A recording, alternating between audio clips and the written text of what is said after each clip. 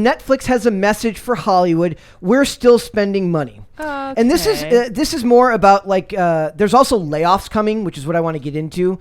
But it's interesting to me how these companies spend their money, and I'm going to get into more about these other content providers. But it says, in the wake of a massive stock slide triggered by a subscriber dip during the first quarter, Netflix CEO Ted Sarandos, head of global film Scott Stuber, or Stuber sounds cooler to me, and head of global television Bella Baharia, have launched a charm offensive stressing to top creators and agents that they will continue to spend aggressively to make and market movies and shows.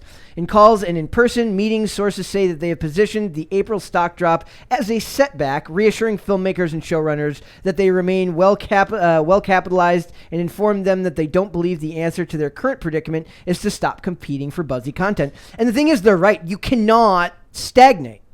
When this is your only business, you cannot stagnate. True. A lot of these other companies, whether we want to talk about Amazon, which is, it's hilarious that Amazon is literally so big that they just Prime is just meh. We'll drop a crap ton of money, but they make 90% of their money elsewhere. It's not like you get Amazon Prime for free, literally just so that you can have a lot of people have Amazon Prime and have never watched something on Amazon Prime in their life because they use it for the free shipping for Amazon products. So I'm going to talk about these content budgets, which is what it's all about. So if you imagine these companies, every year they set a budget on what they're going to spend on content, and that's what they're talking about here, where this money's going to go. The numbers for Amazon Prime, $13 billion in 2021. And all of these have jumped by double-digit percentages in the last couple of years. So out of all these providers, what do we want to think about? Amazon Prime, Netflix, Disney, Apple, Peacock, Viacom, CBS with Paramount. Who do you think spends the most? Netflix. On creating content. On content creation. I think Netflix. Netflix? I think so too. They seem to be the most oversaturated. Okay. All right. So we've got Amazon Prime with $13 billion, HBO Max with $18 billion. Wow. But that's not just that's HBO Max. That's HBO. Holy that's crap. CNN. So that's not just HBO. Oh, that's it's like big that's news yes. HBO owns CNN? HBO. No. Warner Media. Oh, Thank you. Warner Media. So the conglomerates bundled some of these together, so there's multiple owned by that one. So Viacom, CBS, which is Paramount Plus, and their television broadcasting is that one $3 billion Viacom CBS is $14 billion, so that's Paramount Plus and up. Then you have Peacock, $3 billion. Apple TV, which is oddly enough, or Apple is the highest estimated company with a $2.7 trillion evaluation for the company of Apple, spends about $6 billion on content. Netflix, $17 billion. Disney Plus, $32 billion. Wow. Okay, What? that makes sense. I don't know where the money's going because it didn't go into Kenobi. It know, sure right? didn't, because that looks cheap. It looks like worse than fan made. $32 billion. And some of these evaluations are also for the previous year. They're Apple TVs is basically a guess because they're very, very guarded with what they spend their money on. But Peacock, $3 billion. But Peacock is also way smaller than all those other companies. I can't imagine. So if they're spending in Netflix's $17 billion will be the same this year and next year. They're not ramping it up because I'm guessing they realize that we're walking into a recession and they're going to at the very least keep it the same. This is such a cell phone. Yep. I understand that you're saying you can't stagnate, but I feel like Netflix is so far from that they need to slow down. Yeah. And I understand that they're shifting their focus to quality over quantity, but the sheer number of releases that they original series that they've had is overwhelming, and they all 99% of it sucks. And remember, Disney is not just Disney Plus; it's also Hulu is part of that, and ESPN. Oh, Disney owns Hulu. Disney owns. They have a majority stake in Hulu. I think 70 or 80%. Boo. Okay. So that's across all those platforms. So all this money's getting dumped into it, and you still, on one hand, most people could list the amount of stuff they actually like from these companies. I guess the idea here is that if you're looking to market globally, like the shows, the 5 shows that people in America are going to list as the highest aren't necessarily the ones that are going to be the highest viewed in Africa or France or Russia. If Russia still had all these things, Russia doesn't have Russia's been blocked from having. They're all better these. off for it, probably. Yeah, honestly. Plus they legalized pirating. Ooh, good for them. Yeah. You can Nice. just kind of do whatever you want. Yeah. He's like, thanks, Putin. So it says it also mentioned that their content budgets are locked for 2022 and 2023, $17 billion spent in 2021, and expects to shell out the same this year. A source familiar with the company says that the agency and creator check-ins are routine, so they're checking in with people that they're looking to make content for them. It says Netflix has made 2 recent moves that signal a willingness to spend big money. On May 21st, the streamer dropped $50 million on the feature film package Pain Hustlers from Emily Blunt and David Yates, both of who have very strong profiles in Hollywood. Yates especially is a fairly big name behind the scenes. One of these years, so that was a big film at Cannes this year. You know, the one we talked about with... Creepville, yeah. So it says, and then they also set up they're doing a Squid Games inspired reality show based on the television show Squid Games. Squid Game just got a new season, didn't they? Could be fun. Yes. So it says, but producers and production companies have already begun bracing for belt tightening as the streamer had a second round of layoffs expected this week. They're expecting about the same amount of people, about 150 people, probably U.S. based, and most likely independent. Excuse me. You good? Independent contractors as well as employees.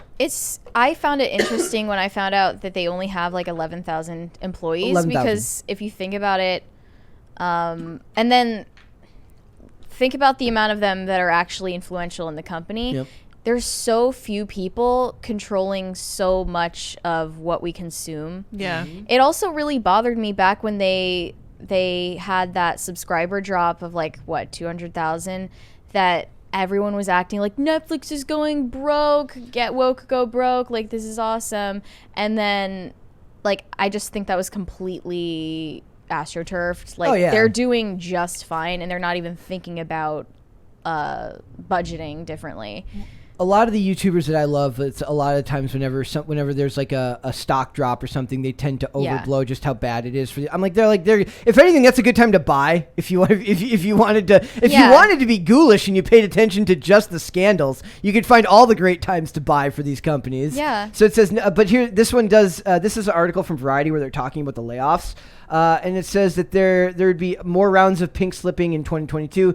And then it says Netflix's stock has had a precipitous slide, and the company has lost nearly 70% of its value since it revealed this spring that it had shed nearly 200,000 subscribers. I just never got the feeling that it was actually that dire. Yeah. Like, No. Maybe it's also because I don't like the idea of like echo chambering myself and feeling like you're like, oh, this is the end for them. As much as I would love to have some news that Netflix was going downhill, they're clearly not. But it says right here, it says the Wall Street triggered the 200,000 subscriber loss spooked Wall Street and triggered a sell-off. Shares that were trading north of 600 in January today are worth 175 a share. So that is a large drop. Okay, drop, yeah. sure, but also like the only people who understand this are the people who do it for a living, and we're also sinking into a recession, so it's not just them. Everyone's going to suffer. They're not uniquely. It's not like unique to them. So what should they do? I've long said that most of these companies need to stop focusing on $200 million movies and make $50 million movies like Joker and focus on on storytelling and locking in cast that will work. And the best way you can do that is like you will get a great actor to work for less money if they're given something really good to work with, or they're given some amount of control over what they're making. There was a thing recently about Oscar Isaac saying that he had been burnt out on his career recently, but the stuff he's making this year, he was given more creative control over the process, and that reinvigorated his love for the work he does. So what you do is you say, look, I'll use Chris Evans as an example because he's still considered a very big person in Hollywood, and they got him recently. I know. They got him recently for The Gray Man coming out. So, Chris Evans, who has a very large profile, you don't say, like, look, we're making this $200 million Netflix movie, you say, look, we're making a $50 million movie, but we want you involved in the process from start to finish, whether that's through your own production company. And like I said, most of these actors have their own production companies now once they're reaching that level. You can get them by focusing on smaller budgets, but giving these actors and creatives more control over what they're doing. But then they have to sacrifice their branding a little bit, right? Because they have to have everything has to be on brand. And when the only thing you make is movies, you have to be very conscious of the stuff you're making. So what do? Do they focus on smaller movies, or do they move to different? Do they look to do ads like Netflix is talking about doing later this year? How do they belt tighten through the recession? Yeah, having a free version of it with ads is probably the best idea, because I know, like, you hate ads. I vomit at this mere concept of ads. Most people, I don't think they mind, because most people are wrong. Yeah, I mean, but people are turning their brains off anyways, so it's sort of like it's all the same. If I'm going to turn my brain off and have a product sold to me, it better be the movie and not the damn... It better be in product placement. Yeah, I bet it better be the Michael Bay Mountain Dew ads and all the Transformers movies. I don't know about, like, how they'll choose which films to produce or not. Yeah. Like, I find it ridiculous that these big studios will just, like, pour cash into, like, Marvel movies that are just absolutely trash, and then something make them a lot of money. Sure, but it's just like, it's also one of those things now you have to remember that when they brand a Marvel movie, or when they brand a Disney movie, or like a Pixar movie, you're not branding the movie, you're branding all the toys, right, all the park rides, everything that comes along with that. The success of the movie is almost secondary to what that character. They just released that Buzz Lightyear movie. These are things that I don't think have lasting value or, like, cultural memory. Absolutely no. I'm speaking from the business side of it. Like, culturally, yeah. In order for that, like, extra stuff like merch and toys and like all of that to actually matter, you need to make something that people actually care about, which is few and far in between. And Doctor Strange isn't one of them. No, we've become like a Doctor Strange hate channel. It's just like the first thing that comes to mind is, like, just absolutely garbage CGI mindless popcorn movie. Mm-hmm. That's not something that people are invested in.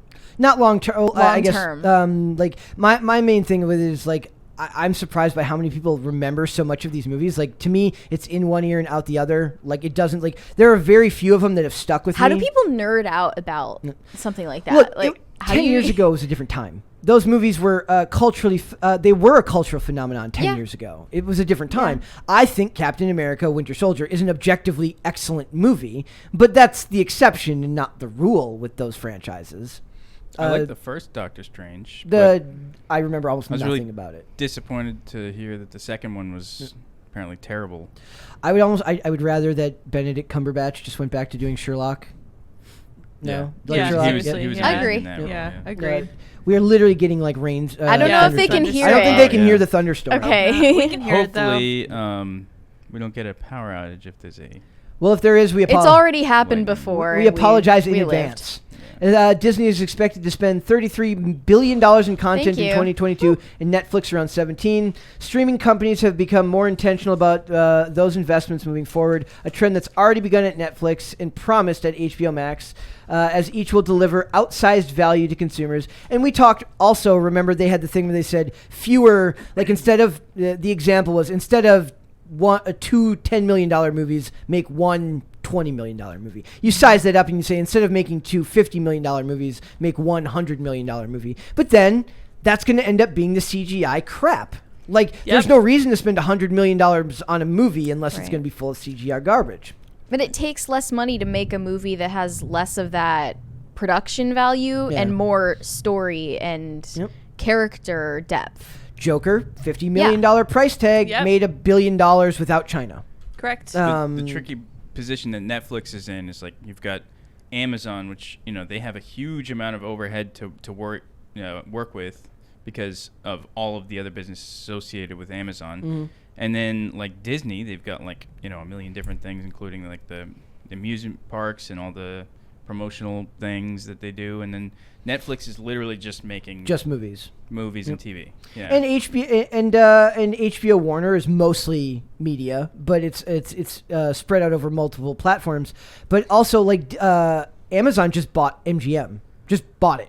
I don't know where. I didn't even realize till recently that Universal is owned by Comcast. So these aren't all owned by one or two companies. They're actually fairly spread out over these massive conglomerates. I feel like they can hear that. It's really can loud. you guys? Can anyone in the chat Let hear us the know. thunder? I think it adds to the ambiance. That's literally going to. It'd be cool if we could get the lights to flicker but not go off. But not go off. Send Yeah. a super chat if you can hear the Yes. thunder. Yeah, it there you rain. go. Some super chats there. DizWiz sent a currency that I do not recognize, saying for Mary. So thank you. Let me see. I think that was it. Nope, there's one more. DizWiz also sent 5,000 of the same currency. Not sure what it is. Saying, don't know about Netflix falling apart, but glad to hear Prince South Harry Korea. and Diana Wannabes show got canceled. Yeah. That is true. That's from South Korea. They're W such two like dashes. Kardashian wannabes. Yeah. Like they really want to be relevant for their own sake, Yep. and they're just not. I've been rewatching episodes of Suits, and Meghan Markle's great in that show, Ugh. and it actually bums me out that she should've stopped. So, It's Yeah. crazy to me that she actually like had a career. oh yeah, before. she was pretty successful. I don't know. She's I like mean- relatively a nobody. It's like a C-list. Yeah. Thanks for watching this clip, guys. If you want to see full episodes or follow us on social media, links are in the description below. Bye. Bye.